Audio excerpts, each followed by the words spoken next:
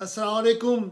मैं उम्मीद करता हूँ आप सब खैरियत से होंगे, लेकिन मुल्क के हालात वही हैं जो 75 साल से आप देख रहे हैं। और तारीकियों के रास्तों में हम भटक रहे हैं और रोशनी की किरण हमें नज़र नहीं आ रही। अब 5 दिन के बाद एक और जाली इलेक्शन होने वाला है। इस इलेक्शन में जो पिंडी की सेलेक्टेड पार्टियां हिस्सा ले रही हैं और पिंडी के सेलेक्टेड जो आज़ाद उम्मीदवार भी हिस्सा ले रहे हैं, उनमें से किसी ने आपको कोई ऐसा प्लान नहीं दिया जिससे ये उम्मीद हो कि ये तारीकियां दूर होंगी और हम किसी रोशन मुस्तकबिल और अच्छे मुस्तकबिल की तरफ जाएंगे। अभी पिछले दिनों नंबर्स आए अखबार में कि जो इन्फ्लेशन है वो अब भी 30% तक है।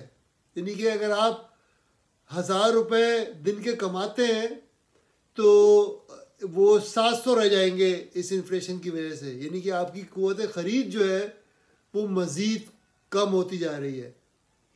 और ये जो क़ुव्वत ख़रीद कम होना है, इसी से गुर्बत भी बढ़ रही है और लोगों की मुश्किलात भी बढ़ रही हैं। इस जो इन्फ्लेशन है इसको कम करने का किसी के पास कोई प्लान नहीं है।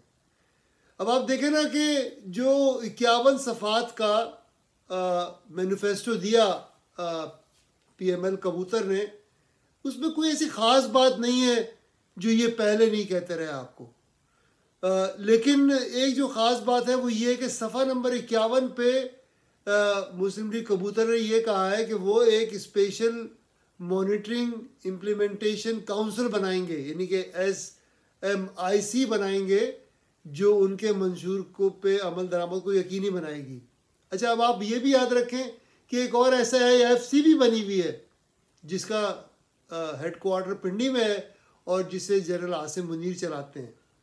तो 2 वज़ीर आज़म होंगे बुनियादी तौर पे, एक वो जो सामने होगा और जाली इलेक्शन से चुनतखब होके आएगा, और एक असली वज़ीर आज़म होगा जो पिंडी में बैठा होगा और SIFC का सरबराह होगा। अच्छा, अब ये भी दावे हो रहे हैं, निगरान हुकूमत ये भी दावे कर रही है कि इन्होंने मईशत को बड़ा इस्तेहकाम दे दिया। क्या इस्तेहकाम दिया, ज़रा बताएं आप। अगर इन्फ्लेशन 30% है और आपकी क़ुव्वत ख़रीद कम हो रही है दिन ब दिन, तो इस्तेहकाम कैसे आ गया? कर्ज़ों का बोझ कम हुआ? नहीं। क्या टैक्सेस कम हुए? नहीं। क्या सनतकारी हुई? नहीं।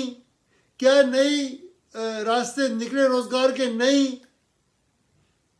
क्या जो वेस्टेज हो रही है बजट में, क्या वो कम हुई? नहीं। तो फिर माशी इस्तेहकाम कैसे आया? ये जो मैं माहिरीन बात करते हैं, मैं तो इसे समझने से कासिर हूँ। अच्छा, दूसरी तरफ हमारे जो पिछले लाडले हैं, साबका लाडले, उनकी पार्टी का कुछ पता नहीं चल रहा कि क्या चाहते हैं। हर तरह से उन पे पाबंदियां लगी हुई हैं, लेकिन वो पिंडी को अभी नाराज़ नहीं करना चाहते। ठीक है ना? और ये कहते हैं कि जी हम इस इलेक्शन में आज़ाद लड़के आएंगे, फिर वो आज़ाद जमा होंगे, कोई एक पार्टी बनाएंगे या उनकी खरीदो फरोख्त होगी और उसके बाद हुकूमत बनेगी और वो हुकूमत में हिस्सा लेंगे या अपोजिशन में होंगे। लेकिन इस निज़ाम में ही वो भी चाहते हैं कि रहें, यानी कि पिंडी के अंडर कब्ज़े में जो निज़ाम है उसमें वो चाहते हैं कि वो रहे। मेरी आपसे दरख्वास्त है और मैं मुसलसल दरख्वास्त कर रहा हूँ, अब 5 दिन रह गए और मैं आपसे ये कह रहा हूँ कि इस जाली इलेक्शन को मुस्तरद करें। अच्छा, ये जो पिछले लाडले हैं और ये मुझ पर ये भी इल्ज़ाम लगाते हैं कि मैं एक तरह से या जो कुछ दानिश्वर हैं ये इल्ज़ाम लगाते हैं कि मैं अगर लोगों को कह रहा हूँ कि वोट ना डालें और मुस्तरद कर दें इस निज़ाम को, तो मैं PML कबूतर की मदद कर रहा हूँ। ये इल्ज़ाम लगाते हैं।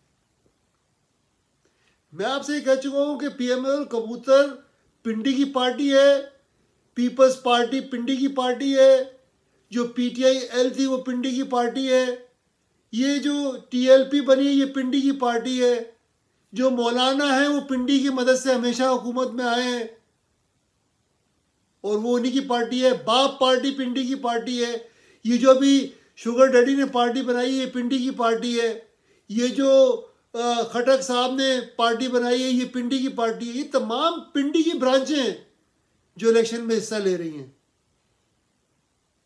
मैं आपसे ये अर्ज कर रहा हूं कि आप इस जाली इलेक्शन को मुस्तरद करें ताकि पिंडी का कब्जा इस मुल्क पर से ख़त्म हो। और जब तक ये कब्जा ख़त्म नहीं होगा, जब तक हमारे मुल्क के हालात ठीक नहीं हो सकते, जब तक हम तारीकी से निकलकर रोशनी की तरफ नहीं जा सकते, जब तक हम में सियासी समाजी माशी इस्तेकाम नहीं आ सकता, जब तक पिंडी की को माइनस ना किया जाए, अदलिया को सियासत से माइनस ना किया जाए। अब आप देखें ना, वही एक ही जज बशीर है। जज बशीर ने ही 2018 में 10 दिन पहले PMLN कबूतर के सरबराह को नाअहल किया, और यही जज बशीर है जिसने PTI-L के सरबराह को नाअहल किया इलेक्शन में हिस्सा लेने से और सजा दी। ये जज बशीर जो है, ये अदलिया का हिस्सा है। ये जो जज बशीर है ना, ये अदलिया का हिस्सा है, सॉरी, ये इस्टेब्लिशमेंट का हिस्सा है। ये पिंडी के आला, ये सब मिलके इस मुल्क पे काबिज हैं, और उनके जो सरबराह बैठे हुए इस्लामाबाद में जज बशीर के, ये सब इसमें शामिल हैं कि इनका और पिंडी का मिल के इस मुल्क पे कब्जा रहे और तमाम वसाइल पे इनका कब्जा है। अब आप मुझे ये बताएं कि जो शख्स तैयार अगवा केस में जेल गया, जो करप्शन में जेल गया, जो जेल तोड़ के 2 दफा भागा मुल्क से, अब वो 4थी दफा प्राइम मिनिस्टर बनेगा। भाई, या तो वो फैसले गलत थे तो उन जजों को सजाएं दी जाए, या अगर वो फैसले ठीक थे तो 4थी दफा इस शख्स को ना आने दिया जाए। जाती है ये मुल्क के साथ। ना उन जजों को सजा मिली जिन्होंने गलत फैसले दिए, ना उस आदमी को सजा मिली जिससे सजा दी गई अदालत की तरफ से, और वो मुसलसल हम पे हुक्मरानी कर रहा है। फिर कहते हैं जी भुट्टो को फांसी गलत दी गई। हम सब कहते हैं, तो जिन जजों ने गलत फांसी दी उनके खिलाफ क्या इकदाम हुआ?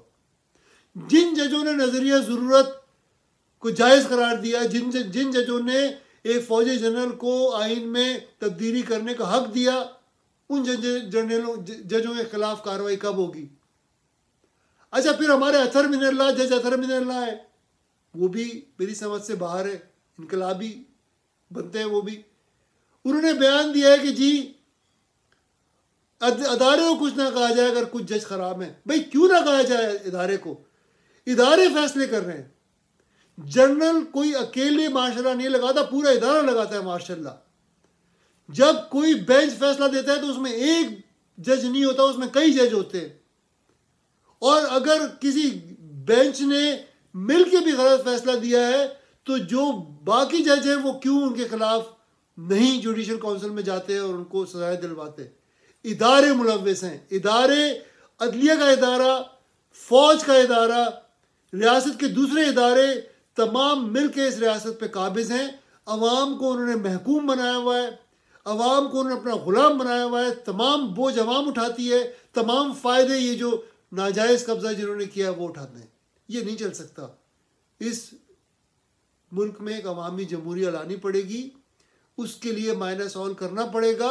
और जब तक माइनस ऑल नहीं होगा, जब तक हम इसी तरह तारीकियों में भटकते रहेंगे। चंद हज़ार को माइनस करने से भी, जो मैं माइनस ऑल कह रहा हूँ ना, इसका भी आपको मैं कई दफ़ा बता चुका हूँ कि फ़ौज को सियासत से माइनस करना है, अदलिया को सियासत से माइनस करना है, और उनको ये बताना है कि वो सिर्फ आइन की तशरीह कर सकते हैं, कानून की तशरीह कर सकते हैं, कानून बना नहीं सकते, खुद अपने हाथ में इक़्तिदार नहीं ले सकते।